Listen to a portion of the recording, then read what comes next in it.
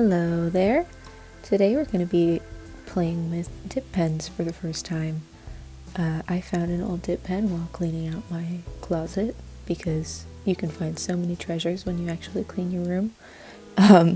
This was given to me by a good friend of mine, and I just ordered some ink and went with it. As you can see, I've started off with a page of sketched hands.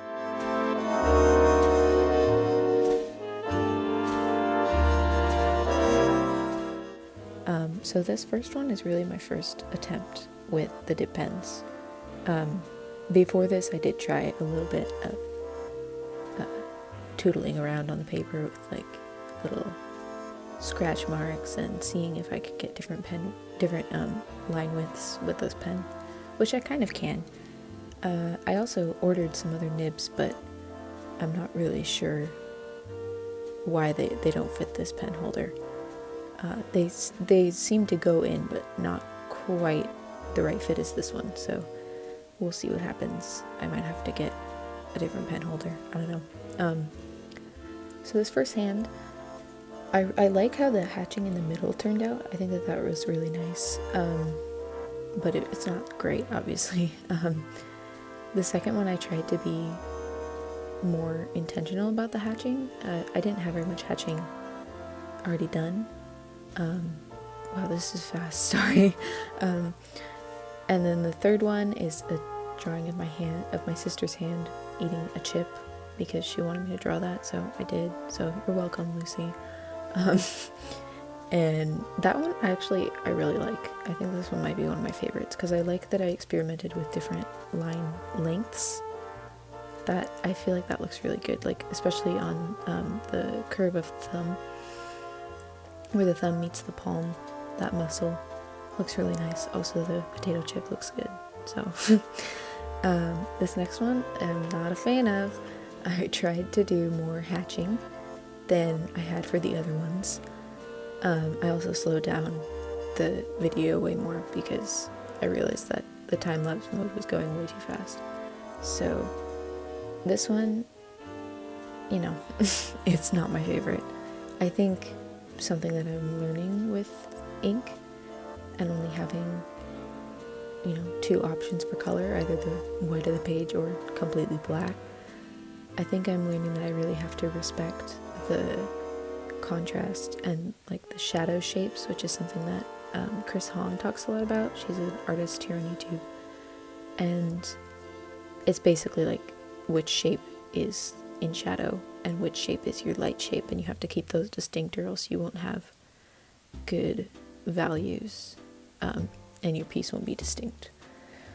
So that's been a good exercise for me. I think I also went a little overboard with how close the lines were, so it all kind of ends up looking like one tone with a bunch of tiny lines that are all really close together, which are fun to draw, but they don't always look the best. And something that I'm learning is that I need to work on having the lines follow the curve more and being confident enough to draw a line that follows the curve, which I think I did pretty well in the third hand.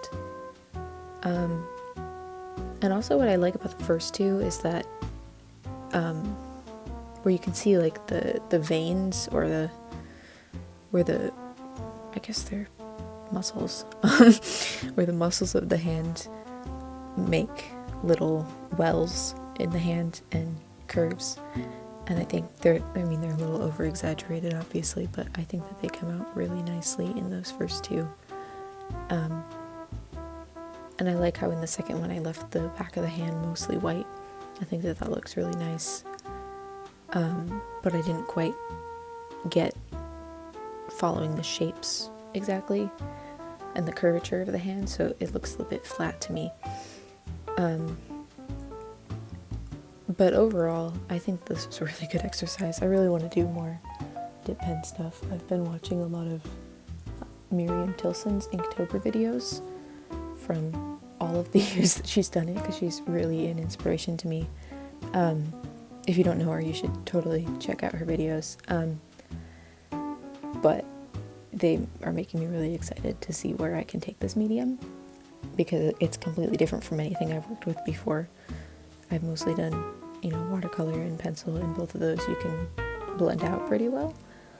And if you make a mistake, you can cover it up pretty decently. You can't do that with dip pens.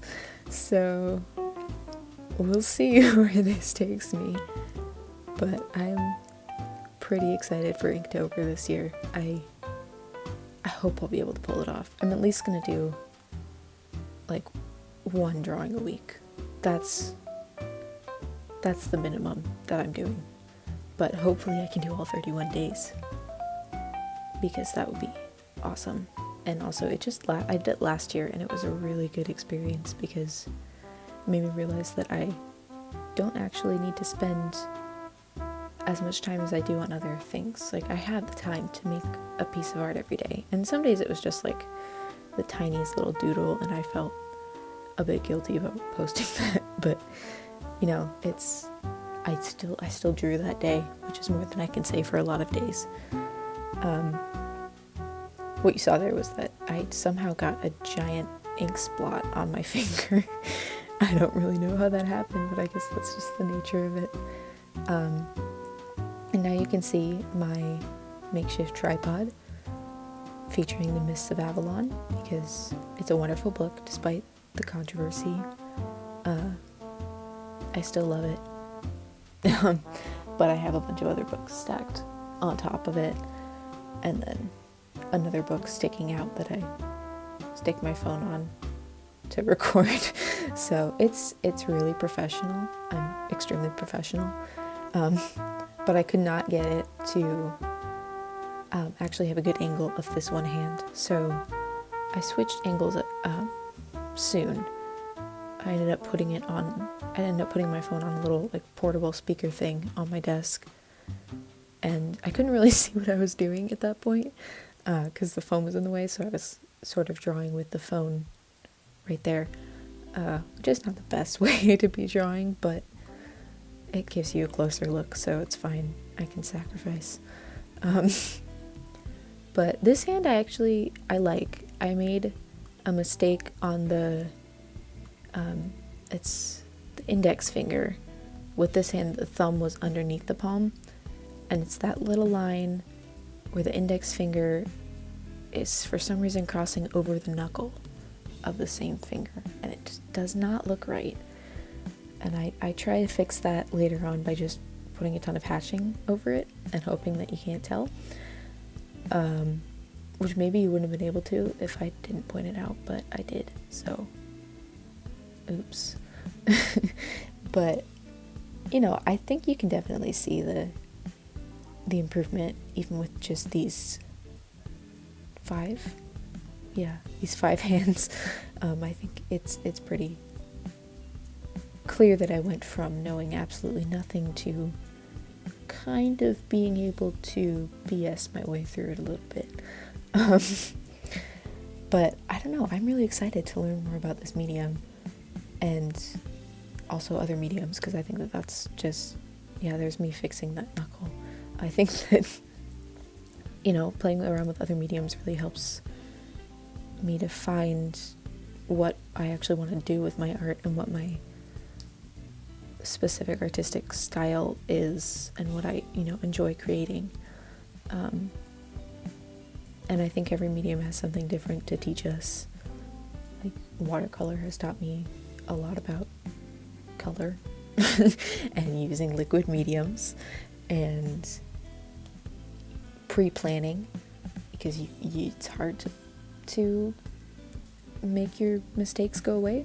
Although, I guess I shouldn't say that with this video, because I made a lot of mistakes that I couldn't cover, but it was a really relaxing drawing session, just doing all of those little hatch marks. It's really relaxing, and I definitely want to do more of it and do more than just hands.